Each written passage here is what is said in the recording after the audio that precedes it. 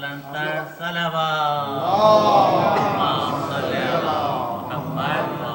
لوگ آگے آگے آ جائیں پلیز. آپ لوگ بعد میں آتے ہیں جگہ نہیں. آگے آ جائیں پلیز. سب لوگ آگے آ جائیں. دیگر صلوات اللہم صلی علی محمد و آل محمد.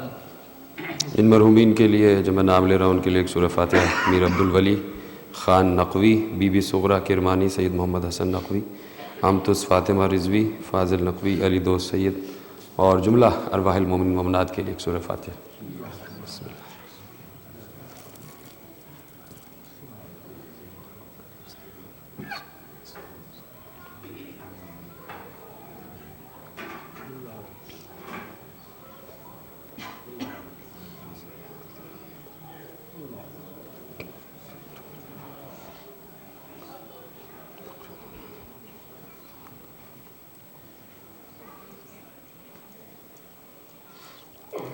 ارے صلوات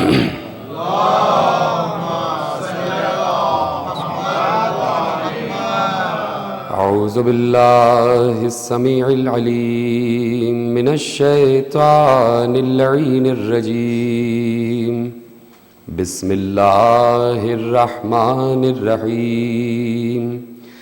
الحمد للہ المعروف من غیر رؤیت والخالق من غیر رویت الذی لم یزل قائما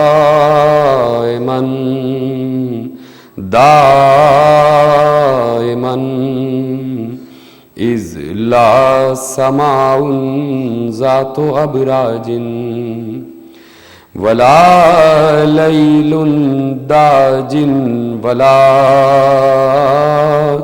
بحر ساج ولا ارض ذات مہاد ولا خلق ذو اعتماد والصلاة والسلام والتحیۃ والاکرام علی نبی الرحمت وخازن المغفرت وقائد الخیر والبرکت ومنقذ العباد من الہلکت سیدنا ومولانا ابی القاسم محمد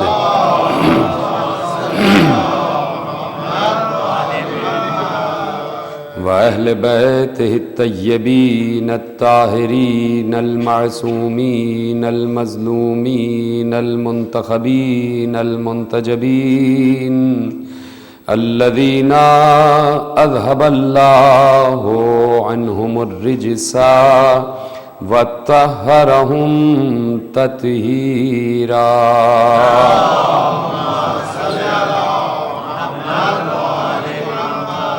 اما بعد فقد قال اللہ سبحانہ وتعالی فی محکم کتابہ المجید وفرقانہ الحمید وقولہ الحق. بسم اللہ الرحمن الرحیم. ثم اورثنا الكتاب الذین اصطفینا من عبادنا فمنهم ظالم لنفسه ومنهم مقتصد ومنهم سابق بالخيرات بإذن الله ذلك هو الفضل الكبير. صلوات پڑھ دیجئے محمد.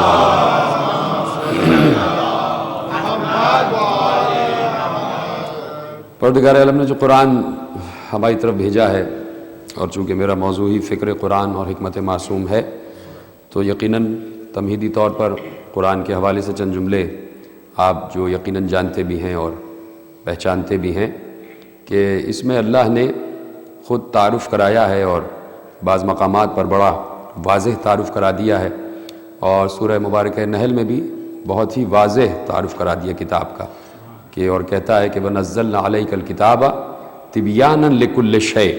اب یہاں پر جب بھی قرآن پڑھا جاتا ہے تو اور قرآن تو یقیناً پڑھا جانا چاہیے، اس لیے کہ قرآن کا مطلب ہی قرأت ہے، اور قرآن چونکہ عربی زبان میں نازل ہوا ہے، اور اللہ ہی نے یہ جملہ بھی کہہ دیا ہے سورہ مبارکہ یوسف میں بھی اور بقیہ مقامات پر بھی کہ ہم نے اس قرآن کو عربی زبان میں نازل کیا ہے، اور اس لیے نازل کیا ہے لعلکم تعقلون، تاکہ تم سمجھ سکو۔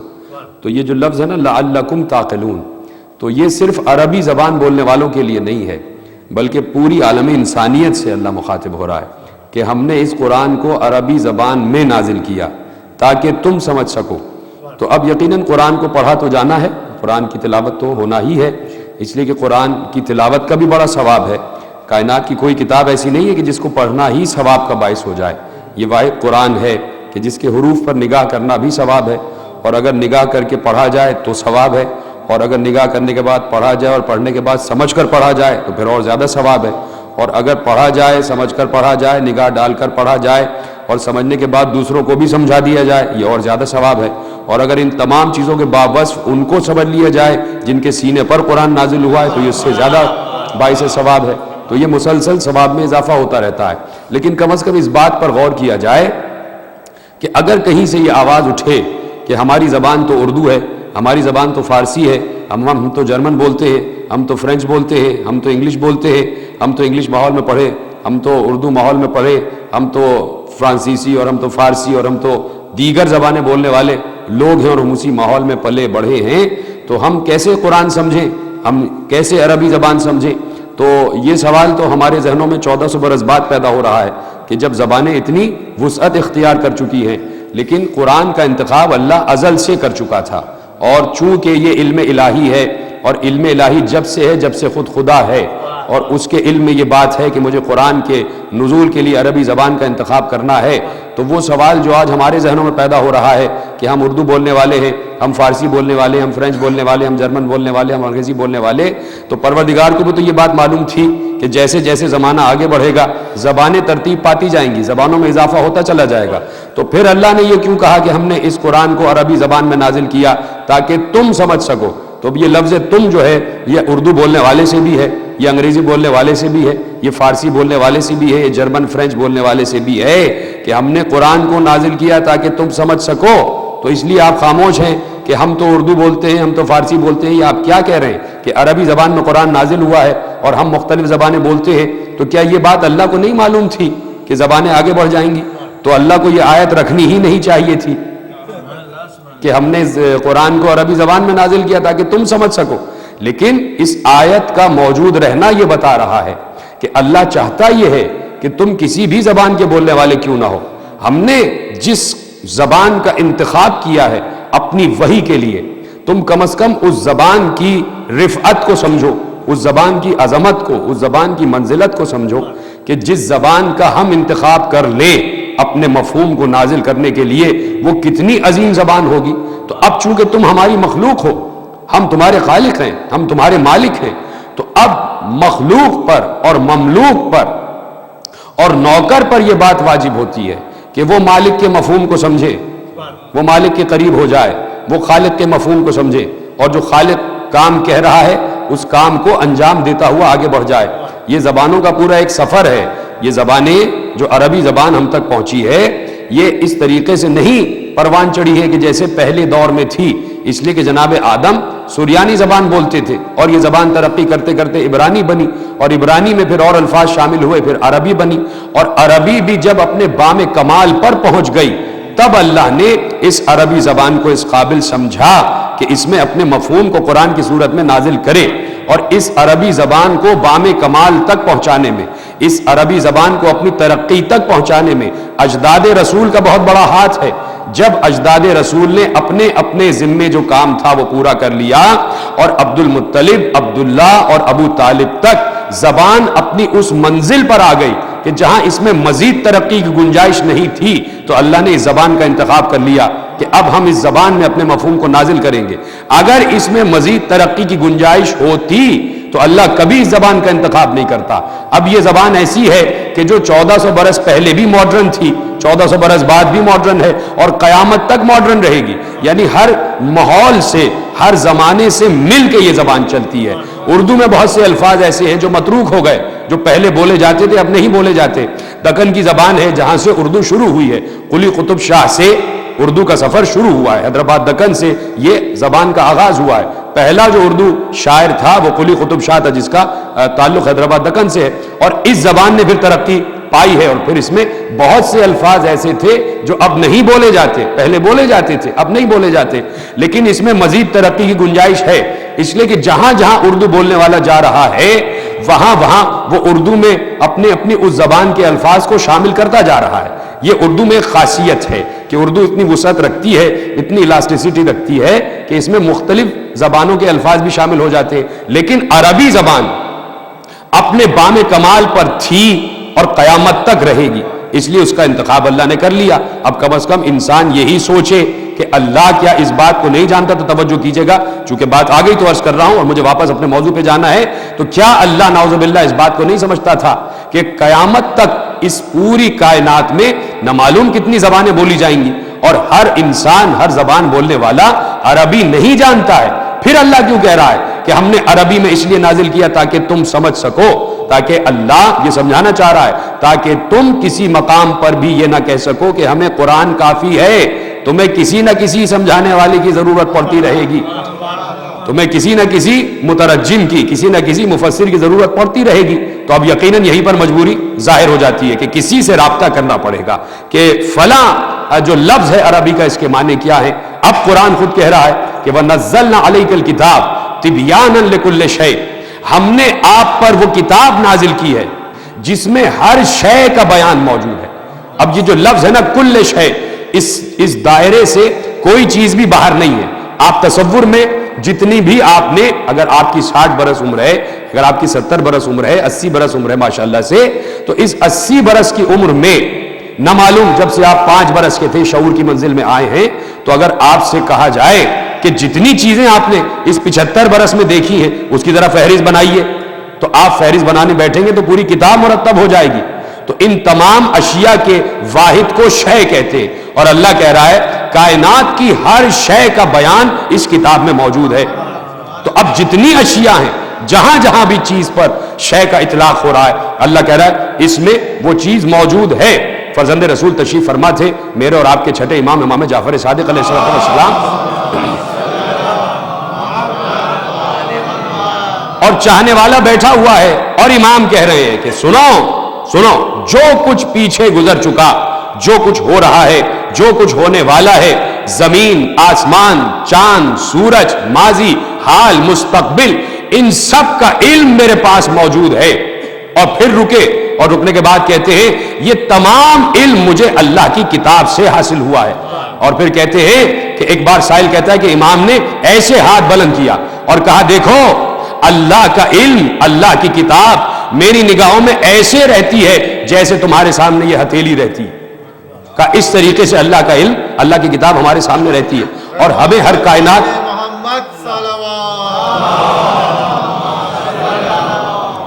ہمیں کائنات کی ہر شے کا علم ہے. اور پھر مولا کہتے ہیں کہ کیا تم نے قرآن میں یہ آیت نہیں پڑھی کہ وَنَزَّلْنَا عَلَيْكَ الْكِتَابَ تِبْيَانًا لِكُلِّ شَيْءٍ, ہم نے آپ پر ایسی کتاب نازل کی ہے جس میں ہر شے کا بیان موجود ہے. تو آج کوئی ہے جو یہ کتاب پڑھ کے کہہ سکے کہ میں ہر شے کا عالم ہو چکا ہوں؟ یہ تمہیدی جملے آپ کے حوالے کر رہا ہوں, اس کو محفوظ کریں. آج کوئی بڑے سے بڑا عالم قرآن, بڑے سے بڑا حافظ قرآن, بڑے سے بڑا قاری قرآن, کیا کوئی ایسا ہے کہ جس نے اپنے 70-80 برس قرآن حفظ کرنے میں, قرآن سمجھنے سمجھانے میں گزار دیے ہوں؟ کیا آج وہ اس پوزیشن میں ہے کہ کہہ سکے کہ میں کائنات کی ہر شے کا علم رکھتا ہوں اس لیے کہ میرے پاس علم قرآن ہے؟ نہیں, کوئی بھی نہیں کہہ سکتا. تو یقیناً کہیں نہ کہیں کوئی وجود ایسا ہونا چاہیے جو قرآن کی اس آیت کی کتابی تفسیر نہ ہو بلکہ عملی تفسیر ہو. لکھی ہوئی تفسیر نہیں بلکہ عملی تفسیر ہو. اس کا چلنا بھی علم ہو, اس کا بیٹھنا بھی علم ہو, اس کا اشارہ کر دینا بھی علم ہو, اس کا گفتگو کرنا بھی علم ہو, یہاں تک کہ اس کا سانس لینا بھی علم ہو, یہاں تک کہ اس کا سو جانا بھی علم ہو. تو کوئی ایسی تو شخصیت ہو, ایسی تو ہستی ہو کہ جسے تلاش کیا جائے. اور میں کل بھی یہ جملہ کہہ رہا تھا کہ ہماری یہ ذمہ داری ہے, میری اور آپ سب کی یہ ذمہ داری ہے, اور 1400 برس سے یہ ذمہ داری لگائی گئی کہ تمہاری ذمہ داری یہ ہے کہ تم قرآن کا بھی پتہ بتاؤ اور وارث قرآن کا بھی پتہ بتاؤ. ہمارا جو کام ہے وہ ہمیں کرنا ہے, اور ہم کر رہے ہیں ماشاءاللہ سے, اس لیے کہ ہمیں دنیا کو یہ بتانا ہے کہ قرآن بغیر وارث نازل نہیں ہوا ہے, قرآن بغیر مفسر نازل نہیں ہوا ہے. اور ہم 1400 برس سے دنیا کو بتا رہے کہ کہیں نہ کہیں کوئی وجود ایسا ہے کہ جو تبیانا لکل شے کے علم کی منزل پر موجود ہے. توجہ ہو گئی آپ کی؟ اب میں چاہتا ہوں تمہید سے ہٹ کر فوراً اپنے موضوع پر آ جاؤں اگر آپ کی اجازت ہے. ایک بلند آواز سے صلوات پڑھیے محمد علیہ. اب اس آیت کو اپنے پیش نگاہ رکھیے گا, اور آپ کو بتایا میں اپنے مقررہ وقت میں گفتگو کو کامل کر دیتا ہوں. اس آیت کو پیش نگاہ رکھیے گا. وَنَزَّلْنَا سورہ نحل میں جا کے پڑھیے گا. وَنَزَّلْنَا عَلَيْكَ الْكِتَابَ, اللہ اپنے رسول سے خطاب کر رہا. وَنَزَّلْنَا ہم نے نازل کیا, عَلَيْكَ الْكِتَابَ آپ پر وہ کتاب, تِبْيَانًا لِكُلِّ شَيْءٍ کہ جس میں ہر شے کا واضح بیان موجود ہے, کھلا ہوا بیان موجود ہے. یعنی کوئی شے اس قرآن سے باہر نہیں ہے. اور میں نے کل جملہ عرض کیا تھا کہ یہ قرآن بسم اللہ کی بے سے لے کے, چونکہ آج نئے مجھے چہرے نظر آ رہے ہیں تو چاہ رہا ہوں وہ جملے متصل کر دوں آپ کی آج کی تقریر سے, کہ بسم اللہ کی بے سے لے کے والناس کی سین تک قرآن علم الہی کا مجموعہ ہے. اس میں جو کچھ بھی ہے اللہ کا علم ہے, اور یہ پوری کائنات اللہ کے علم کے تحت چل رہی ہے. اگر اللہ کسی کو ثواب دے رہا ہے تو بھی اپنے علم کے تحت, کسی کو عذاب دے رہا ہے تو بھی اپنے علم کے تحت, اگر خلق کر رہا ہے تو بھی علم کے تحت, اگر رزق دے رہا ہے تو بھی علم کے تحت. یعنی جہاں جہاں اس کے صفات ہیں وہ اس کے علم ہی کے تحت ہے. اس بات کو محفوظ کیجئے گا. اب اللہ کہتا ہے اپنی صفت خلاقیت کے بارے میں, اور میرا موضوع آپ کے پیش نگاہ ہے فکر قرآن اور حکمت معصوم. اب میں فکر قرآن آپ کے حوالے کرتا ہوں, اور توجہ رکھیے گا میری جانب. آیتیں آپ ہزاروں مرتبہ سن چکے ہیں اور نہ معلوم کتنی مرتبہ سنتے رہیں گے انشاءاللہ تعالی, اس لیے کہ ہمارا کام ہی قرآن پڑھنا بھی ہے اور پڑھانا بھی ہے اور سمجھنا بھی اور سمجھانا بھی ہے. تو اب آپ کے سامنے ایک فکر رکھنے والا ہوں, آپ میری طرف متوجہ رہیے گا. بڑی حساس منزل ہے جس پہ لے کے آپ کو آ گیا ہوں, اور یہیں سے آپ کو لے کے آگے بڑھنا چاہتا ہوں. دیکھیے قرآن نے ایک موضوع کو کئی طریقے سے بیان کیا ہے. جب کبھی آپ سیر قرآن کی منزل پر آئیں اور کبھی قرآن سے دوستی کر لیں, قرآن سے عشق کی منزل پر آ جائیں, تو قرآن بڑے اسرار و رموز کھولتا ہے, قرآن گفتگو کرتا ہے. اسی لیے امیر المومنین نے کہا تھا کہ جب میں چاہتا ہوں کہ میں اللہ سے بات کروں تو میں نماز پڑھتا ہوں, اور جب میں چاہتا ہوں کہ اللہ مجھ سے بات کرے تو میں قرآن پڑھتا ہوں. تو آپ دیکھ رہے ہیں کہ قرآن گفتگو کرتا ہے, قرآن بات کرتا ہے. ہاں کوئی عشق قرآن کی منزل پر ہو, کوئی قرآن کو دوست بنا لے, کوئی قرآن سے قرب حاصل کر لے, اپنی تنہائی کا ساتھی اس کو بنا لے, تو وہ اس سے بات کرتا ہے. پھر آیتیں واضح ہونا شروع ہو جاتی ہیں, چمکتی ہیں, اس لیے کہ آیت کے الفاظ بھی نور ہیں, حالانکہ لکھے ہوئے ایک خاکی انسان ہی کے ہاتھوں سے ہے. دیکھیے قرآن کسی انسان ہی کے ہاتھ سے تو لکھا ہوا ہے نا, لیکن چاہے انسان ہی کے ہاتھ سے کیوں نہ لکھا ہوا, ہمیں نہیں پتا کہ وہ لکھتے وقت پاک تھا یا نہیں تھا, کس عالم میں تھا, لباس کیسا پہنا ہوا تھا, کوئی غصب کیا ہوا لباس تو نہیں تھا, کسی غصب کیے ہوئے قلم سے تو نہیں لکھ رہا تھا, کسی غصب کی ہوئی جگہ پہ بیٹھ کے تو نہیں لکھ رہا تھا, ہمیں تو نہیں پتا, ایک انسان ہی نہیں لکھا ہے. لیکن جب لکھ لیا ہمارے سامنے آ گیا تو اب اس کی اہمیت واضح ہو گئی. اب اس کو چومنا بھی واجب ہے, اب اس کا احترام کرنا بھی واجب ہے نا, کیونکہ بنایا کسی نے بھی ہو, لکھا کسی نے بھی ہو, لیکن اب اس کی نسبت ہو گئی اللہ سے, تو اب اس کا احترام واجب ہے. اسی لیے ہم کہتے ہیں یہ علم بنایا کسی نے بھی ہو, لکڑی کہیں سے بھی آئی ہو, کپڑا کہیں سے بھی آیا ہو, لیکن منسوب ہو گئے حضرت عباس سے, تو اب اس کا احترام واجب ہو جاتا ہے, اب اس کا احترام انسان پر فرض ہو جاتا ہے. تو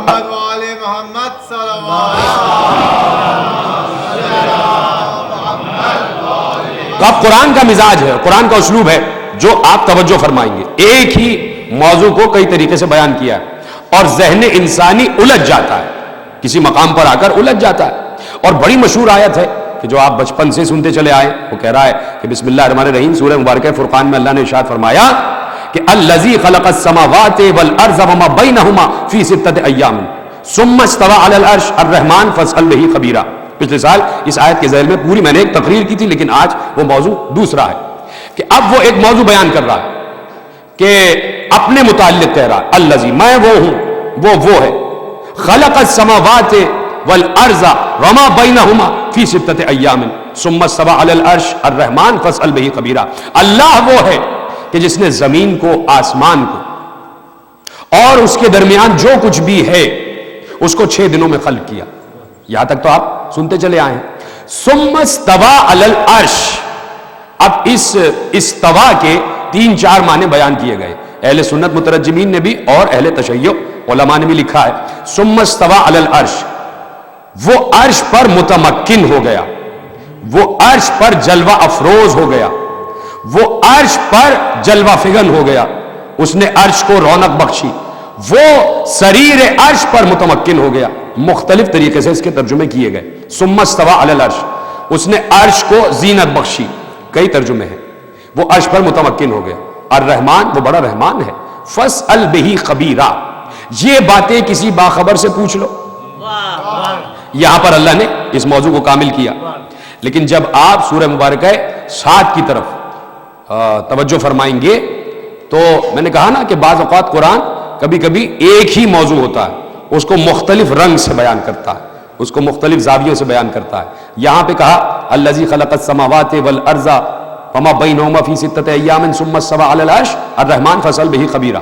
وہاں پر کہا الذی خلق السماوات والارض فی 6 ایام وکان عرشہ علی الماء. اب دیکھیے ان آیتوں کو جوڑا جائے. پہلی آیت میں یہ کہا کہ ہم نے 6 دنوں میں خلق کیا آسمان زمین اور جو کچھ بھی ہے, اور پھر ہم عرش پر متمکن ہو گئے. اور اس مقام پر آیت میں کہا کہ ہم نے 6 دنوں میں زمینوں اور آسمانوں کو خلق کیا اور اس کا عرش پانی پر قائم. وَكَانَ عَرْشُهُ عَلَى الْمَاءِ, اس کا عرش پانی پر قائم ہے. ان دونوں آیتوں کو محفوظ کیجئے گا. پہلی آیت میں کہا کہ ہم عرش پر متمکن ہو گئے, اور پھر ادھر کہا اس کا عرش پانی پر قائم ہے. اور دیکھیے کبھی ترتیب الفاظ بھی دیکھا کریں, صیغے بھی دیکھا کریں. الذی خلق السماوات والارض, سماوات کا صیغہ جمع کا ہے اور عرض کا صیغہ واحد کا ہے. سما نہیں کہا ہم نے آسمان اور زمین کو, نہیں, ہم نے آسمانوں کو اور زمین کو, آسمانوں کو جمع کا صیغہ اور زمین کو واحد کا صیغہ استعمال کیا. لیکن سورہ مبارکہ طلاق میں اس کی بھی وضاحت کر دی. جب بات آ گئی تو عرض کر دوں کہ الذی خلق 7 سماوات ومن الارض مثلہن يتنزل الامر بینہن لتعلموا ان اللہ علی کل شیء قدیر وان اللہ قد احاط بکل شیء علما. وہ کہہ رہا ہے کہ ہم نے 7 آسمان اور 7 زمین خلق کیے, تو وہاں پر زمین کا صیغہ بھی جمع میں آ گیا, 7 آسمان اور 7 زمین. اب یہ موضوع آپ کے پیش نگاہ ہو گیا کہ آسمانوں کا تذکرہ بھی ہے, زمین کا تذکرہ بھی ہے, عرش کا تذکرہ بھی ہے, عرش پر متمکن ہونا بھی ہے, اور عرش پانی پر قائم ہے. اب یہ تمام استعارے آپ نے محفوظ کیے. ایک سائل آ گیا اور امام کے پاس پہنچا, فکر قرآن اور حکمت معصوم. اس لیے کہ بہت سے, کل بھی میں نے ایک جملہ کہا تھا کہ بہت سے عرب میں رہنے والے, عربی زبان بولنے والے, جن کی مادری زبان ہی عربی ہے, وہ بھی یہ سمجھتے تھے کہ قرآن کے بہت سے الفاظ ایسے ہیں کہ جو بظاہر ہیں تو عربی میں, لیکن ہم بھی ان کا مطلب نہیں سمجھ سکتے. اس لیے وہ پہنچتے تھے اور وارث رسول کی خدمت میں پہنچتے تھے. تو ایسے ہی پہنچا اور بیٹھ گیا, اور اس نے کہا کہ مولا آیت ہے سماوات والارض, کئی مقامات پر اللہ نے آسمانوں کا تذکرہ کیا ہے اور کئی مقامات پر زمینوں کا تذکرہ کیا ہے. پھر کہتا ہے کہ ثم استوى علی العرش, پھر کہتا ہے وکان عرشہ علی الماء. مولا یہ آسمان کیا ہے, یہ زمین کیا ہے, یہ عرش کیا ہے, یہ پانی کیا ہے. ہے نا, جو قرآن پڑھتا ہے تو یقیناً اس کے ذہن میں سوال پیدا ہوتا ہے, اس کے ذہن میں پیدا ہوا, وہ پہنچ گیا. لیکن اس کو شاباش ہے اور اس کو ہم داد و تحسین دیتے ہیں کہ اس کو یہ پتا ہے کہ اگر قرآن کے باطن کے متعلق کوئی بتا سکتا ہے تو صرف وہی کہ جس دروازے پہ باب العلم لکھا ہوا ہے.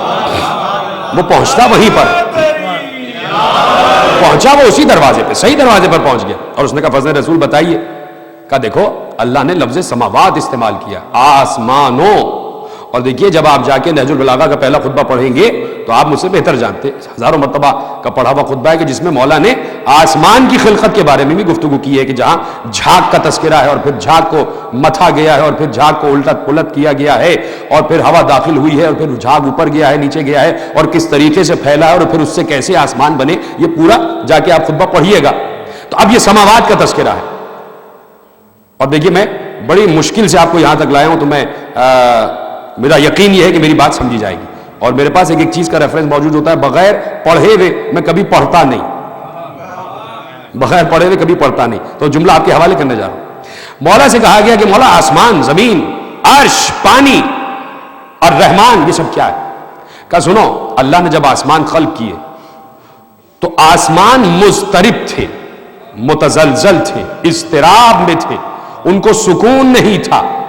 وہ کبھی مشرقین میں جاتے، کبھی مغربین میں جاتے، کبھی نیچے آتے، کبھی اوپر جاتے، مضطرب تھے، متزلزل تھے، زلزلے کی کیفیت میں تھے، ان کو قرار نہیں آ رہا تھا، جھول رہے تھے، ہل رہے تھے، متحرک تھے.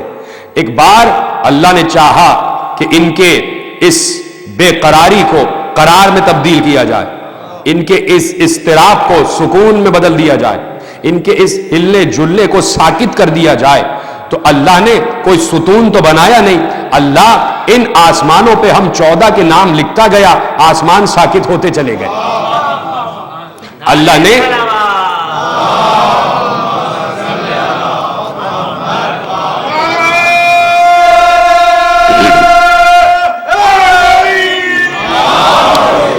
اللہ نے ان آسمانوں کا ستون ہمارے ناموں کو قرار دیا. اچھا، یہ جب آپ چپ ہو جاتے ہیں تو میرے لیے بڑا مسئلہ ہو جاتا ہے. جو چپ ہیں ان سے پوچھنا چاہتا ہوں، اگر آسمان کا ستون 14 نام نہیں ہے تو پھر کیا ہے؟ بتا دیجئے. اگر کسی کو اس روایت پہ یقین نہیں ہے تو ستون آسمان بتا دے کیا ہے. اور یہ بالکل ایک الگ موضوع ہے، میرے لیے پرابلم ہو جاتی ہے. میں آپ سے عرض کر رہا ہوں، میں معذرت چاہتا ہوں کہ جب مجمع خاموش ہوتا ہے تو پھر میں رک جاتا ہوں اس مقام پر، اور پھر تقریر طویل ہو جاتی ہے. کہ دیکھیے، یہ پورا ایک الگ موضوع ہے.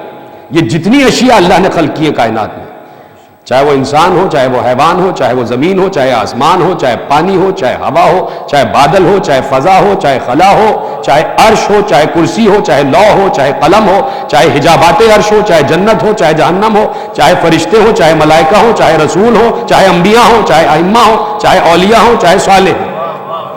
یہ جتنی اشیاء ہیں جو دائرہ اشیاء میں ہیں، یہ اللہ کے ایک ایک اسم حسن سے خلق ہوئی ہیں. اسماء حسنہ جن کو آپ کہتے ہیں، من جملہ، ایک کو اسم کہتے اور جمع کو اسما کہتے.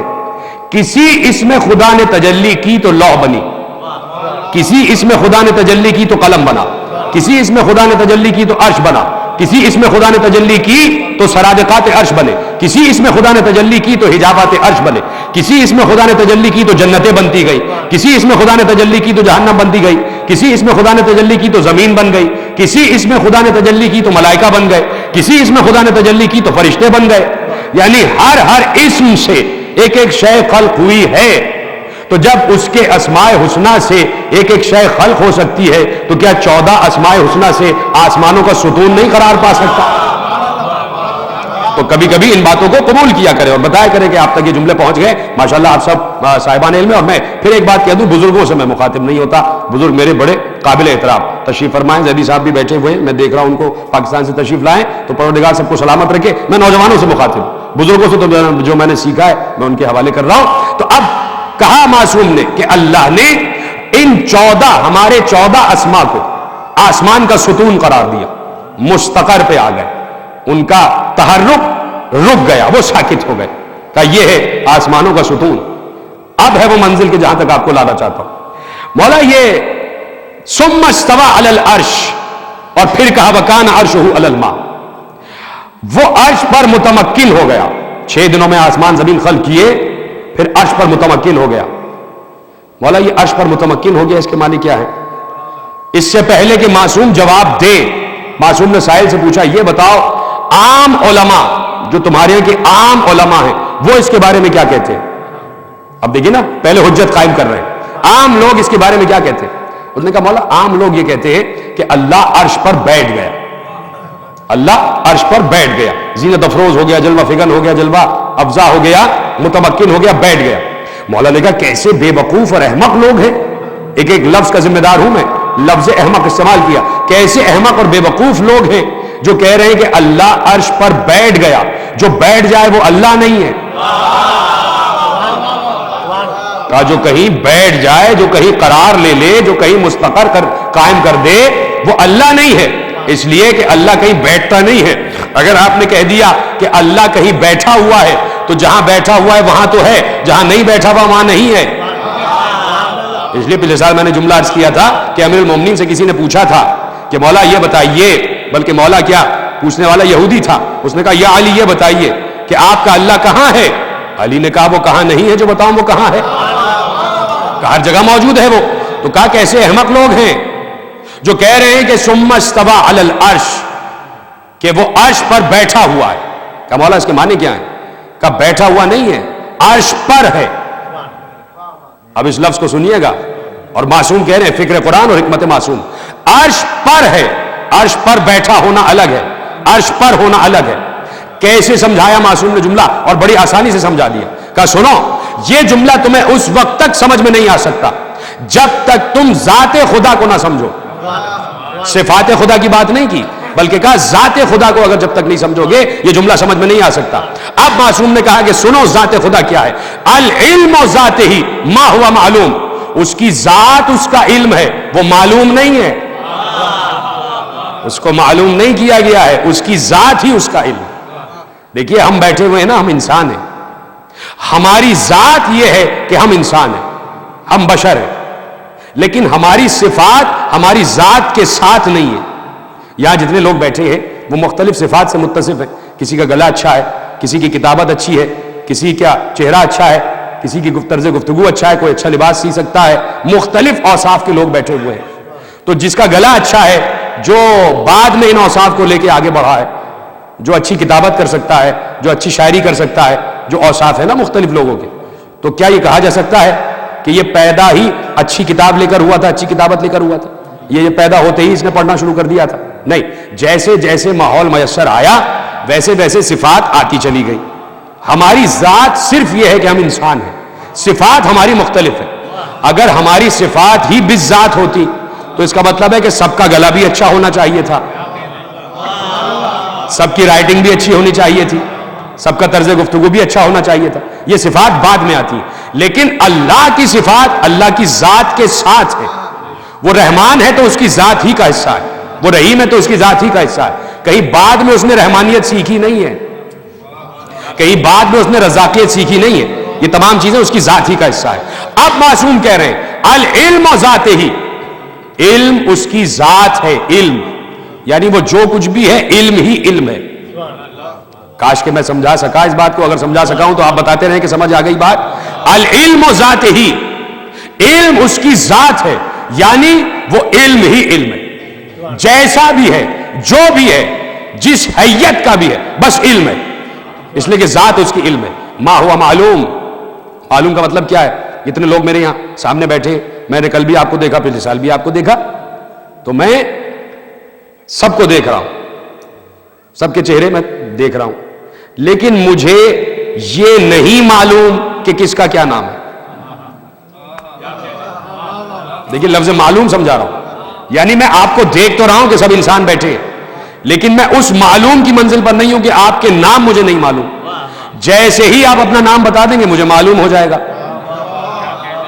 سلامت رہیں اگر آپ کو یہ بات میں پہنچا سکا ہوں کہ جیسے ہی آپ نام بتا دیں گے. جب تک نام پتا نہیں تھا آپ معلوم نہیں تھے. تو معصوم نے کہا العلم ذات، اس کی ذات ہی اس کا علم ہے، وہ معلوم کی منزل پر نہیں ہے. یعنی وہ کبھی اس منزل پر آیا ہی نہیں کہ کبھی اسے معلوم کیا جائے. وہ اپنی ذات ہی میں معلوم تھا، وہ اپنے آپ کا خود عارف تھا، وہ اپنے آپ کا خود پہچاننے والا تھا. العلم ذاتہ ہی، اب اس کی ذات ہے، اس کا علم ہے، اس کی ذات. اب سمجھ میں آ گئی؟ یہاں تک تو بات معصوم نے کر دی. اب آیت پڑھیے ثم استوى علی العرش. معصوم نے کہا یہاں عرش سے مراد اس کا علم ہے. ثم استوى علی العرش، عرش سے مراد اس کا علم ہے، یعنی جو کچھ بھی ہے اس کی ذات اس کا علم ہی ہے. اس کے علم نے اس کو اٹھایا ہوا ہے. کیسے سمجھاؤں؟ ثم استوى علی العرش کا مطلب یہ ہے وہ عرش پر ہے، یعنی وہ علم ہی علم ہے. اس کو اس کے علم نے اٹھایا ہوا ہے، اس کو اس کے علم نے حمل کیا ہوا ہے. اس کا علم ہی اس کا حامل ہے. کتنے طریقے سے آپ کو جملے سمجھا رہا ہوں، یقیناً آپ تک پہنچ چکی ہے بات. اب جیسے ہی کہا کہ العلم ذاتہ ہی، یعنی عرش سے مراد اس کا علم، ثم استوى علی العرش یعنی اس کی ذات ہی اس کا علم ہے. اب دوسری آیت میں کیا کہا کہ الذی خلق السماوات والارض فی ستۃ ایام وکان عرشہ علی الماء. معصوم نے کہا عرش سے مراد اس کا علم. دوسری آیت میں کہا کہ اس کا عرش پانی پر قائم ہے. ہاں چونکہ بڑی مشکل منزل تک لے آیا ہوں, اب نوجوانوں سے کہہ رہا ہوں, بزرگوں سے نہیں کہہ رہا, اس لیے میں چاہتا ہوں میرے اور قریب آ جائیں آپ ذہنی طور پر, کہ عرش سے مراد اس کا علم. اور دوسرے سورے میں کہا وَكَانَ عَرْشُهُ عَلَى الْمَاءِ, اس کا عرش پانی پر قائم ہے, یعنی اس کے علم کو پانی نے اٹھایا ہوا, اس کے علم کو پانی نے اٹھایا ہوا. وَكَانَ عَرْشُهُ, اب لفظ ہے عَلَى الْمَاءِ, پانی پر. اگر مشکل موضوع ہو جائے تو مجھے بتا دیجیے گا, میں یہیں سے مڑ جاؤں گا دوسری جانب, اس لیے کہ میرے پاس کئی زاویے ہیں موضوع پہ آنے کے. ایسا نہیں ہے کہ میں مجبور ہوں, اس لیے کہ جو بابے شہر علم سے بھیک لے کے بیٹھا ہوتا ہے وہ مجبور نہیں ہوتا کسی منزل پہ. اگر آپ بتائیں گے تو فوراً موڑ دوں گا, لیکن چونکہ اہم ترین منزل ہے اور میرے موضوع کو یہی سے شروع ہونا ہے, اس لیے کہ مجھے آگے لے کے آپ کو بہت دور تک جانا ہے, اس لیے ان چیزوں کو آپ محفوظ کریں گے. وَكَانَ عَرْشُهُ عَلَى الْمَاءِ, عرش یعنی اس کا علم, اور عرش پانی نے اس کا عرش اٹھایا ہوا.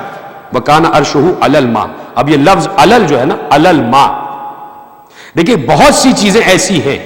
اب میں آپ سے کیا مثال بیان کروں کہ مثلا یہ ڈائس رکھا ہوا ہے, اب اس ڈائس پر گلاس ہے اور یہ واز رکھا ہوا ہے اور یہ مختلف چیزیں رکھی ہوئی ہیں. اب یہ ڈائس اس گلاس کے وزن کو اٹھا سکتا ہے, تب آپ نے اس پہ رکھا ہے. اگر اس سے بھاری شے اس پہ رکھ دیں گے تو یہ اٹھا نہیں سکے گا, یہ بیٹھ جائے گا. تو ہمیشہ وزن اٹھانے کے لیے ہم وزن شے کا انتخاب کیا جاتا ہے. مثلا آپ کو چھوٹی سی کار ٹو کرنا ہے تو اس کے برابر کی جتنی سی سی کی ہوگی وہ کار اس کو ٹو کر لے گی, اور اسی قسم کی رسی بھی آپ دیکھیں گے. اگر آپ کو ایک بڑا ٹرک اٹھانا ہے تو ایک بڑی کرین منگوائی جائے گی, اور بہت بڑی کوئی آپ کو اگر ٹیکسٹائل مشینری اٹھانی ہے تو اس کے لیے ایک کرین الگ ہوگی, اور اسی طرح بڑی بڑی چیزوں کی کرین الگ ہو جاتی ہے. یعنی جیسا وزن ویسا بار. تو آپ کبھی بھی چھوٹی شے پر بڑی شے کو نہیں رکھتے. جب آپ کو یقین ہو جاتا ہے کہ اس کا وزن اٹھا سکتی ہے, یہ اس کا بار اٹھا سکتی ہے, یہ اس کو حمل کر سکتی ہے, لفظ علا اس چیز کو ثابت کر رہا ہے. وَكَانَ عَرْشُهُ عَلَى الْمَاءِ, عرش یعنی اس کا علم, اس کی ذات, اور عرشہ علی الماء, اس کا عرش یعنی اس کا علم پانی پر ہے. تو اب تو بات اور بڑی گمبھیر ہو گئی تھی. معصوم سے پوچھا مولا یہ بتائیے الماء کیا ہے, یہ الماء سے کیا مراد ہے؟ مولا نے کہا قریب آ جاؤ, ذرا ہمارے اور قریب آ جاؤ.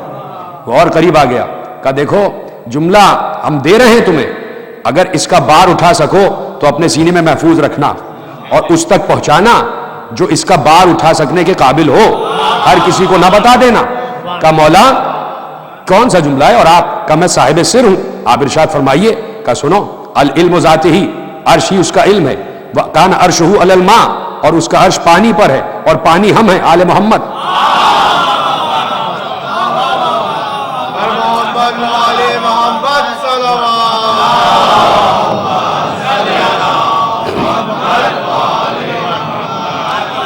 سلامت رہیں آپ اگر میرا جملہ آپ تک پہنچ گیا ہے, لیکن میں اس وقت تک بات نہیں کرتا. دیکھیے بہت سی روایتیں ایسی لکھی ہوئی ہیں آل محمد کے فضائل میں کہ جن کی اجازت نہیں ہے کہ مجمع عام میں بیان کی جائے, لیکن میں نے یہ بیان کیا ہے تو اس لیے کہ قرآن اس کی تصدیق کر چکا ہے. اور اتنی مشہور آیت ہے کہ آپ کو پابند کیا جاتا ہے شرعی طور پر کہ آپ گھر سے باہر نکلیں تو یہ آیتیں پڑھ کے نکلیں, گھر میں داخل ہو جائیں اور جب آپ سونے لگ جائیں تو حصار قائم کریں, جب آپ کبھی سفر کر رہے ہو تو حصار قائم کریں. اور وہ سورہ ہے, اس آیت کو کہتے ہیں آیت الکرسی, اور آیت الکرسی میں اللہ نے اس بات کو وضاحت کے ساتھ, اللہ نے دلیل پہلے رکھ دی, معصوم نے دعویٰ بعد میں کیا. معصوم نے کہا عرش کا مطلب اس کا علم, اس کا علم پانی پر, پانی ہم یعنی ہم ہی اس کے علم کے حامل ہیں. ہمارا ظرف اللہ نے اتنا وسیع بنایا ہے کہ ہم اس کے علم کو حمل کر سکتے ہیں.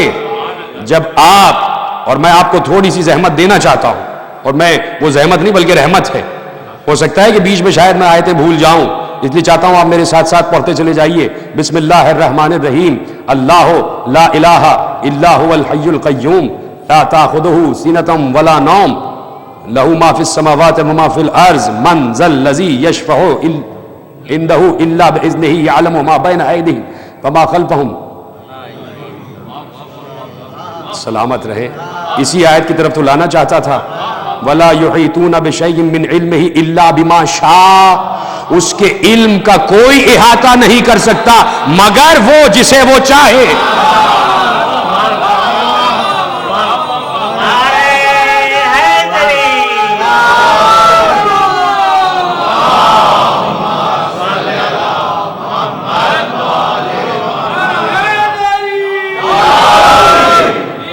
وَلَا يُحِيطُونَ بِشَيْءٍ مِّنْ عِلْمِهِ. دیکھیے یہاں پر اللہ نے رد کر دیا ہر دعویٰ. وَلَا يُحِيطُونَ بِشَيْءٍ مِّنْ عِلْمِهِ، اس کا علم یہ تمام اشیاء جو علم ہے تبیانا لکل شیء. وَلَا يُحِيطُونَ بِشَيْءٍ، جو بھی اس کا علم ہے اس کا کوئی احاطہ نہیں کر سکتا. لیکن جہاں بھی لا ہے وہاں الا ضرور ہے. جہاں بھی لا ہے وہاں الا ضرور ہے. کوئی بھی اس کے علم کا احاطہ نہیں کر سکتا الا بما شاء، سوائے ان کے جنہیں وہ چاہے. تو کیا مجھے چاہ رہا ہے، آپ کو چاہ رہا ہے، یا کسی مولوی مفتی ملا کو چاہ رہا ہے؟ کیا اس نے جامعہ ازہر کے وائس چانسلر کو چاہا ہے؟ کیا اس نے عرفات میں خطبہ دینے والے امام کعبہ کو چاہا ہے؟ کیا اس کے پاس تبیانا لکل شیء ہے؟ کیا اس کو اللہ کا علم معلوم ہے؟ اگر اس کے پاس اللہ کا علم ہے تو ہم اس سے ہر شب قدر میں پوچھیں گے بتا ہماری قسمتوں کے لیے کیا اترا ہے. اگر کوئی یہ کہتا ہے کہ میرے پاس اللہ کا علم ہے اور میں ہوں اس آیت کا مصداق، تو بتا کہ شب قدر میں کیا اتر رہا ہے. اس موقع پر تو وہ خود کہتا ہے کہ میں خود انتظار میں ہوں کہ میرے لیے کیا اتر رہا ہے. میں کیسے بتا سکتا ہوں؟ فلا یحیطون بشیء، یعنی کوئی بھی شے اس کے علم کا احاطہ نہیں کر سکتا الا بما شاء، جسے وہ چاہے. تو 1400 برس سے ہم یہی تو کہہ رہے ہیں انہیں تلاش کرو جنہیں اللہ چاہتا ہے.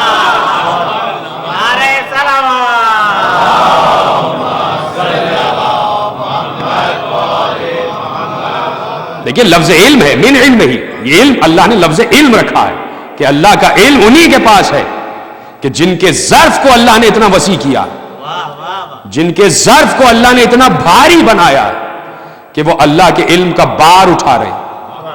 تبیانا لکل شیء، جب معصوم سے پوچھ رہا تھا وہ شخص، تو جب تبیانا لکل شیء کا مطلب پوچھا ہے تو دیکھیے آخری جملہ تھا جو وہاں رہ گیا تھا، مجھے ابھی یاد آ گیا. کہا مولا میں نے یہ دیکھا ہے کہ دنیا میں کتنی ہی زبانیں بولی جاتی ہیں، سینکڑوں کی تعداد میں زبانیں بولی جاتی ہیں، اور ہر مخلوق جو بھی زبان بولنے والا انسان ہے اس کا خالق اللہ ہے، ایک یکتا احد اکیلا، وہی خالق ہے. اور ہر مخلوق اپنی اپنی زبان میں اس سے مانگ رہی ہے.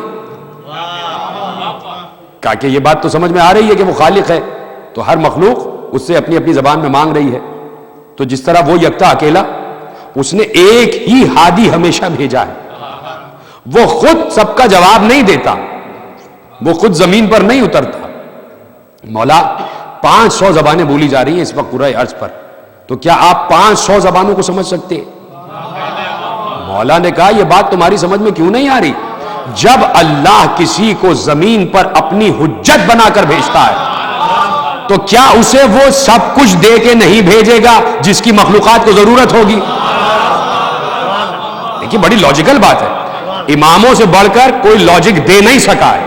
امام نے جب بھی بات کی ہے بڑی ذہانت ذکاوت کی بات کی ہے کہ بات سمجھ میں آ جائے. جو صاحبان عقل ان کے بات سمجھ میں آ جاتی ہے، اس میں کوئی حجت نہیں ہوتی.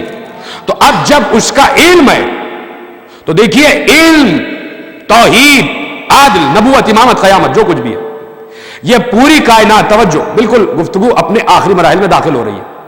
یہ پوری کائنات جیسے میں کہہ چکا کہ اللہ کے علم کے تحت ہے، یہ پورا اللہ کا علم ہے، لیکن اس کے ساتھ ساتھ عدل بھی ہے. ہر شے میں اس کا عدل نمایاں، جس کو آپ مستقیم کہتے ہیں، اور جس کے لیے اللہ کہتا ہے کہ ہم نے انسان کو بڑے ہی محنت سے اور بڑی مشقت سے اور اپنی شکل پر پیدا کیا ہے. اور پھر کہتا ہے فتبارک اللہ احسن الخالقین، بابرکت ہے وہ اللہ جو تمام خلق کرنے والوں میں سب سے بہترین خلق کرنے والا. تو کس چیز پر خلق کیا انسان کو؟ احسن تقویم پر. لفظ استعمال کیا احسن تقویم. احسن تقویم کا مطلب یہ ہے، توجہ، کہ تمہیں بڑے عدل کی میزان پر ہم نے بنایا، بڑے قسط و انصاف کی میزان پر بنایا. یعنی کوئی کہہ نہیں سکتا کہ یہ سر یہاں نہیں ہونا چاہیے تھا یا یہ آنکھیں یہاں نہیں ہونی چاہیے تھی. احسن تقویم کا یہ مطلب ہے کہ نت سکھ سے بالکل درست، جیسا تمہیں ہونا چاہیے تھا ویسا تمہیں بنایا گیا، اور ہم نے کوئی پہلے کوئی نمونہ دیکھا نہیں تھا کہ جسے دیکھ کر بنایا ہو. یہ اللہ کی صفت خلاقیت ہے، وہ خالق ہے. تو احسن تقویم کا مطلب ہے کہ عدل پر پیدا کیا، تو پوری کائنات اس کے عدل کے تحت چل رہی ہے، ہر چیز میں عدل ہے. اسی لیے اس نے عدل کو چاہا ہے کہ اس دنیا میں نافذ بھی کیا جائے. ایک جملہ 1 منٹ آپ کا لینا چاہتا ہوں کہ عدل کو چاہا ہے کہ دنیا میں نافذ کیا جائے. ہر انسان کے لیے عدل کو واجب قرار دیا ہے. کہا کہ بھئی 4 شادیاں کرو، کر سکتے ہو تو کرو، اگر عدل کر سکتے ہو تو کرو، نہیں کر سکتے تو ایک ہی رکھو. یہ ایک سامنے کی بات میں نے بیان کی ہے. بچوں میں عدل کرو، کسی سے زیادہ کسی سے کم نہیں، عدل کرو. بچیوں میں عدل کرو، معاشرے میں عدل کرو، یعنی عدل سے کام لو. عدالت یعنی گفتگو میں بھی عدل، انفاق میں بھی عدل، تعلقات میں بھی عدل. یعنی اس نے چاہا ہے کہ عدل کا احیاء ہوتا چلا جائے، اس لیے کہ عدل اس کی صفت ہے. جیسے وہ مجسم علم ہے ویسے ہی وہ مجسم عدل بھی ہے. وہ عادل بھی ہے اور عادل بھی ہے. وہ صرف عادل نہیں ہے، وہ علم بھی ہے اور عالم بھی ہے. وہ صرف عالم نہیں ہے، اس لیے کہ عالم تو ہم بھی ہو جاتے ہیں. عالم کا مطلب یہ کہ کبھی جاہل رہے ہیں اور پھر عالم ہو جائیں. تو اس کا عدل جو ہے وہ بڑی اہمیت رکھتا ہے. تو اس نے جتنے انبیاء کو بھیجا ہے ہر نبی نے عدل کیا. اور اگر نبی اس دنیا میں توجہ آیا ہے تو اس نے دعا بھی مانگی ہے. جیسے کہ جناب ابراہیم نے دعا مانگی کہ رب حبلی حکمن، پروردگار مجھے فیصلہ کرنے کی صلاحیت عطا کر، مجھے عدل کرنے کی صلاحیت عطا کر، قوت عطا کر، وہ وصف عطا کر. تو عدل کتنی اہمیت رکھتا ہے. تو اب نبی جتنے بھی انبیاء آئے ہیں، ہر نبی کے بعد یہ تاریخ انبیاء اٹھا کے پڑھیے گا. یہ صرف یہ نہیں ہے کہ ہمارے مکتب میں لکھی ہے بات تو ہم کر رہے ہیں. یہ ہر متفق علیہ باتیں ہر مکتب نے لکھا ہے اس کو کہ، اور صرف آخری، معاف کیجیے گا ایک جملہ دے رہا ہوں، کہ صرف آخری نبی یعنی ختمی مرتبت ہی کے بعد یہ جو اختلاف پیدا ہو رہا ہے کہ کون وصی ہے، کون جانشین ہے، کون خلیفہ ہے، یہی پر اختلاف ہے نا. باقی عیسیٰ تک اتفاق ہے کس نبی کا کون جانشین ہے. سب کے نام لکھے ہوئے ہیں. آدم کے بعد جناب شیس ہیں، ان کو جانشین بنایا. پہلے تو جناب حابیل تھے لیکن حابیل کا قتل ہو گیا تو اللہ نے ہبت اللہ یعنی جناب شیس کو بھیج دیا.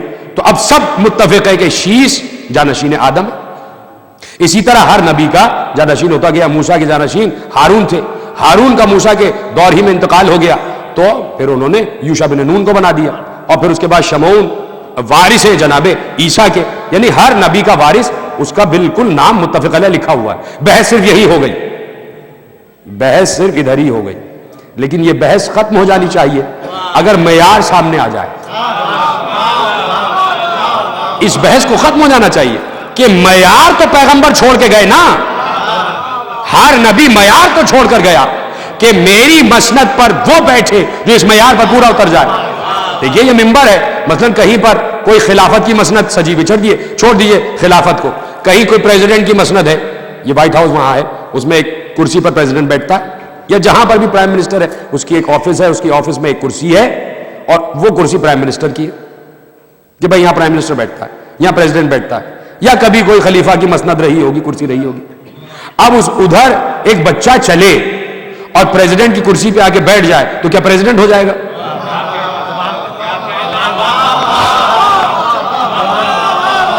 بتائیے. صرف کرسی پر بیٹھ جانا ہی معیار خلافت نہیں ہے بھائی. خلیفہ تو وہ ہوتا ہے کہ جہاں بیٹھ جائے خلیفہ ہے. صدر تو وہ ہو جائے جہاں بیٹھ جائے صدر ہوتا ہے. پرائم منسٹر جہاں بیٹھ جائے وہ پرائم منسٹر ہے. اب وہ کرسی چھوڑ کے چلا جائے کوئی اور بیٹھ جائے، دیکھو میں پرائم منسٹر کرسی پہ بیٹھا ہوا ہوں، تو بیٹھے رہیے آپ. اختیار تو اس کے پاس ہے، اختیار تو اس کے پاس ہے، تصرف تو اس کے پاس ہے. تو دیکھا یہ جاتا ہے کہ تصرف کس کے پاس ہے، دیکھا یہ جاتا ہے اختیار کس کے پاس ہے، دیکھا یہ جاتا ہے علم کس کے پاس ہے، دیکھا یہ جاتا ہے عادل کس کے پاس ہے، دیکھا یہ جاتا ہے اقتدار کس کے پاس ہے، دیکھا یہ جاتا ہے معجزہ کس کے پاس ہے، دیکھا یہ جاتا ہے کہ ہلاک ہو کون رہا ہے اور ہلاکت سے بچا کون رہا ہے، دیکھا یہ جاتا ہے. یہ ہے معیارات، ان معیارات پر پورا اترنا ہے.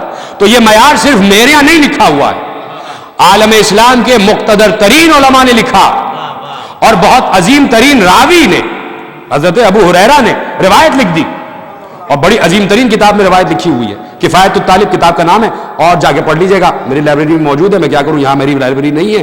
اگر آپ کبھی پاکستان آنا ہو تو آپ تشریف لائیے گا، میں آپ کو دکھاؤں گا وہ کتاب اور یہ جملہ کہ حضرت ابو ہریرہ ارشاد فرماتے ہیں کہ میں، اچھا آپ میں سے بہت سے لوگ ہیں جو مسجد نبوی کی زیارت کر چکے، تو آج بھی روضہ رسول سے متصل بالکل ایک بڑا سا چبوترا ہے، اور اس چبوترے پہ آج کل وہ بریکٹس رکھے ہوئے ہیں، اس پہ قرآن مجید رکھے ہوئے بہت سارے.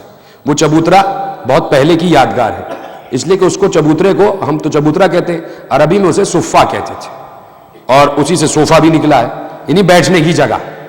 اور اس پہ کچھ اصحاب تشریف فرما رہتے تھے، ان کو اصحاب صفہ کہا جاتا تھا، یعنی جن کی کوئی آل اولاد نہیں تھی، جن کا کوئی گھر بار نہیں تھا، تو ایک چبوترا بنا دیا گیا تھا، اس پہ چھپر ڈال دیا گیا تھا، وہاں پر وہ بیچارے بیٹھا کرتے تھے، دیکھتے رہتے تھے کہ کوئی دے گیا ہے، کوئی صدقہ خیرات، کوئی نظر نیاز پیغمبر کے پاس، تو جا کے لے لیتے تھے کہ بھائی کھانا وانا ہمیں چاہیے.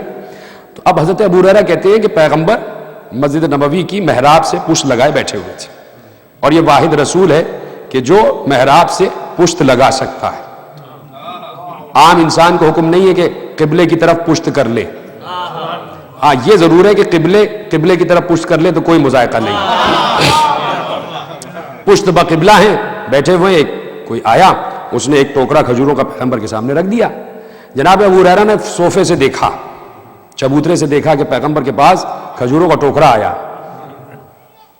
توجہ فرمائی آپ نے. تیزی سے دوڑتے ہوئے گئے، سلام کیا، جواب سلام، یا رسول اللہ لائیے.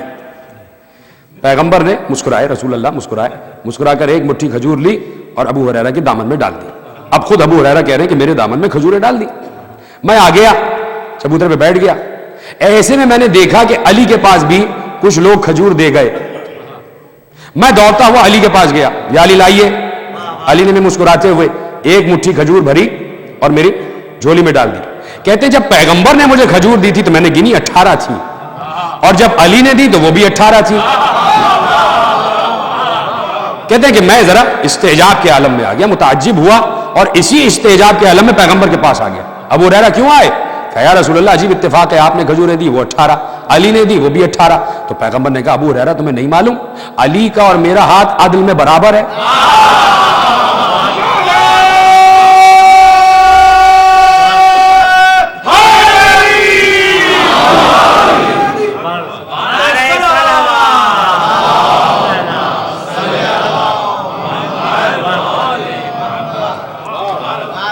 تو معیار تو رسول دے کے گئے ہیں، اور اصحاب ان معیارات کو پرکھ بھی چکے ہیں.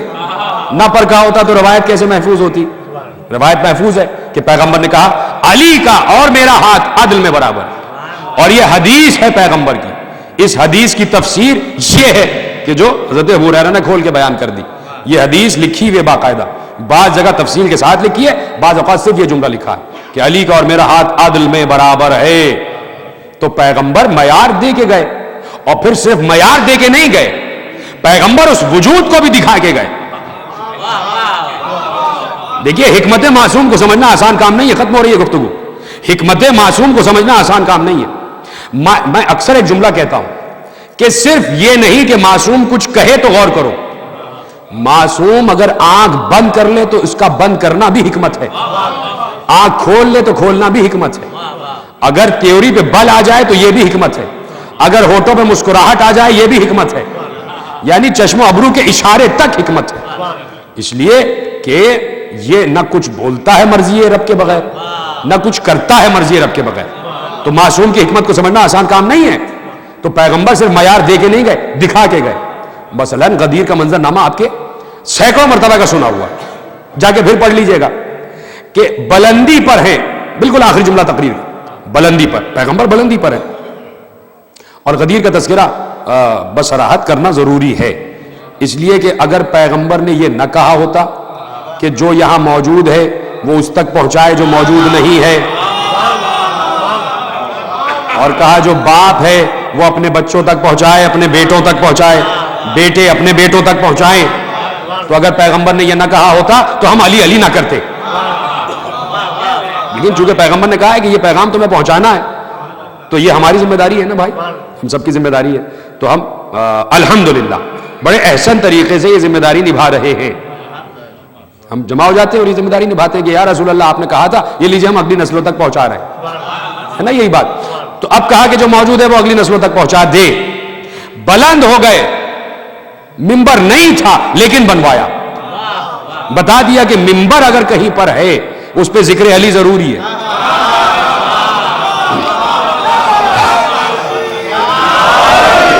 کہیں بھی ممبر اگر ہے اور وہ ممبر رسول کہلا رہا ہے تو اس پہ ذکر علی ضروری ہے. وہ علیحدہ بات ہے کہ وہ ممبر جو غدیر کا ممبر تھا, جس ممبر پہ کھڑے ہو کے من کنت مولا فہذا علی مولا کہا تھا, وہ ممبر ختم کروا دیا کہ غدیر کا ممبر تو بس علی ہی کے لیے ہے. خبردار, اب غدیر کا ممبر آگے نہیں بڑھے گا کہ کوئی کہتے کہ علی کے بعد میں. لیکن آپ اشارے کو سمجھیے گا. سینکڑوں مرتبہ کا سنا ہوا آپ کا یہ منظر نامہ کہ پورا خطبہ دیا, ایک خطبہ دو عرفات کے میدان میں دیا کہ جہاں پورے دین کو دہرا دیا, جہاں کہا کہ گورے کو کالے کو گورے پر, امیر کو غریب پر, غریب کو امیر پر کوئی فضیلت نہیں ہے سوائے تقویٰ کے. یہ پورا خطبہ آپ بچپن سے پڑھتے آ رہے ہیں, سلیبس میں پڑھایا جا رہا ہے. اس کے بعد غدیر خم پر خطبہ دیا اور اس خطبے کو جہاں ختم کیا تو اب بلند ہوئے رسول. دیکھیے گا میری طرف کہ رسول جب ممبر پہ آ رہے تھے, جب ذاکر بھی خطیب بھی ممبر پہ آتا ہے تو اب اس کی پشت مجمع کی طرف ہوتی ہے اور اس کا رخ ممبر کی طرف ہوتا ہے. اس طریقے سے چڑھتے ہیں اور پھر ہم گھوم کے بیٹھ جاتے. تو رسول بھی ایسے ہی چڑھے. جب ایسے چڑھ گئے کہ پشت مجمع کی طرف تھی, رخ ممبر کی طرف تھا, اور پھر اس کے بعد مڑ گئے, پھر رخ مجمع کی طرف ہو گیا.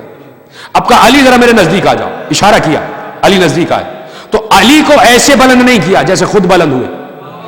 علی پھر ایسے آئے کہ علی کا رخ مجمع کی طرف تھا, پشت رسول کی طرف تھی, اور جیسے ہی ممبر کے نیچے آ کے کھڑے ہو گئے, پیغمبر نے علی کے دونوں شانوں کو پکڑ لیا اور پکڑ کر, اب علی نیچے پکڑ کر کہا من کنت مولا ہو فہذا علی مولا. ایسے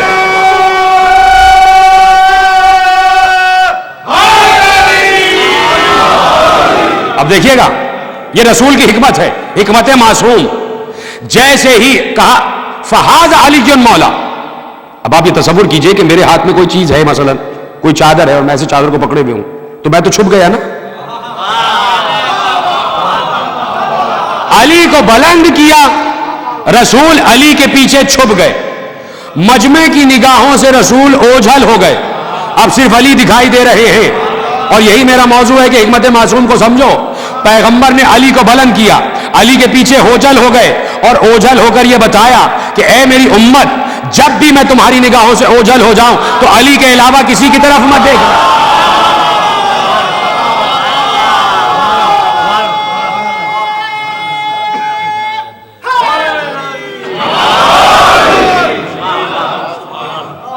یہ ہے حکمت معصوم, یہ ہے حکمت رسول کہ جسے فکر قرآن سے ملا کر سمجھنے کی ضرورت ہے. اور اگر فکر قرآن سمجھنا ہے تو حکمت معصوم ہی سمجھا سکتی ہے. اور حکمت معصوم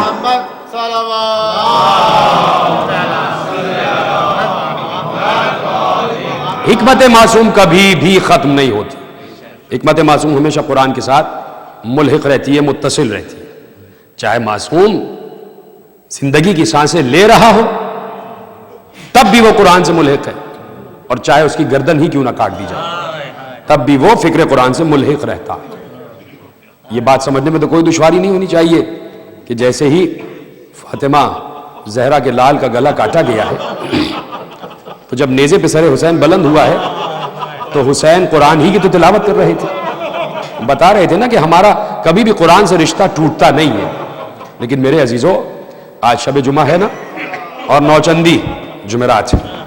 یہ بات یاد رکھیے گا کہ شب جمعہ بڑی اہمیت ہے. شب جمعہ کی ایک ذاکر جب جاتے تھے, سید عراقی, ان کا واقعہ لکھا ہوا مقاتل میں, کہ جاتے تھے روضہ حسین پر تو شب جمعہ اکثر جاتے تھے اور مصائب پڑھتے تھے بہت, اور لوگ جمع ہو جاتے تھے, بڑا گریہ کرتے تھے. ایک دفعہ شب جمعہ پہنچے تو سرانے کھڑے ہو گئے قبر حسین کے اور جناب علی اکبر کی شہادت پڑھی. مجمع بہت تھا, لوگ چیختے چیختے بے ہوش ہو گئے. اتنی عظیم شہادت ہے جناب علی اکبر کی. کاش کہ ہماری نگاہوں سے پردے ہٹے تو ہمیں معلوم ہو کہ علی اکبر کی شہادت ہے کیا, کہ آج بھی امام زمانہ اس شہادت پر بہت گریہ کرتے ہیں. جیسی مجلس ختم ہوئی وہ سید عراقی گھر میں آ گئے, سو گئے. خود بیان کرتے میں سو گیا, میں نے خواب میں سید الشہداء کو دیکھا. سید الشہداء نے کہا اے سید عراقی اب میرے سرحانے جب آنا تو علی اکبر کی شہادت نہ پڑھنا. تو کہا مولا میں نے کیا غلط پڑھ دیا؟ کہا نہیں تم نے بالکل صحیح پڑھا، لیکن بس یہ ہے کہ شب جمعہ میری مادر گرامی حضرت زہرا میری قبر پر آتی ہیں، اور جب تم نے علی اکبر کی شہادت پڑھی تو میری ماں سے برداشت نہ ہو سکا. تو شب جمعہ بڑی مخصوص ہے جناب علی اکبر کی شہادت سے. سلامت رہیں آپ، خدا آپ کی ان بلند ہوتی آوازوں پر رحم فرمائے. امام حسین علیہ السلام کے پڑوس میں مدینے میں ایک شخص رہتا تھا، دوست سا رہتا تھا، قریبی دوست تھا، جان نشاور کرنے والا تھا. امام حسین مدینے کی بات ہے تشریف فرما تھے، تو ایک بار وہ گھبرایا ہوا آیا. اس کے چہرے کی ہوائیاں اڑی ہوئی تھی، اس کا چہرہ زرد تھا، سفید ہو چکا تھا، زردی مائل چہرہ ہو چکا تھا، اور آ کے سانس پھول رہی تھی کہ مولا میری مدد کیجیے، مولا میری مدد کیجیے. حسین ابن علی نے کہا کیا ہوا؟ کہا میرا ایک ہی بیٹا ہے اور اس کی آنکھ میں کانٹا چلا گیا اور وہ بلک رہا ہے، تڑپ رہا ہے، مجھے تڑپنا دیکھا نہیں چاہتا، مولا آپ ہی ہیں جو علاج کر سکتے ہیں. امام حسین اس کے ساتھ گئے اور کہا کہ دیکھو پریشان نہ ہو، اور کہتے ہیں تم ذرا اپنی نگاہیں دوسری طرف موڑ لو. امام حسین نے اس کی آنکھوں سے تیر نکالا، اس کی آنکھوں سے وہ کانٹا نکالا اور دیکھا خون بہنے لگا، اس کی آنکھ زخمی ہو گئی تھی. امام حسین نے اپنے ہاتھ پھیرے، اس کی آنکھ صحیح ہو گئی.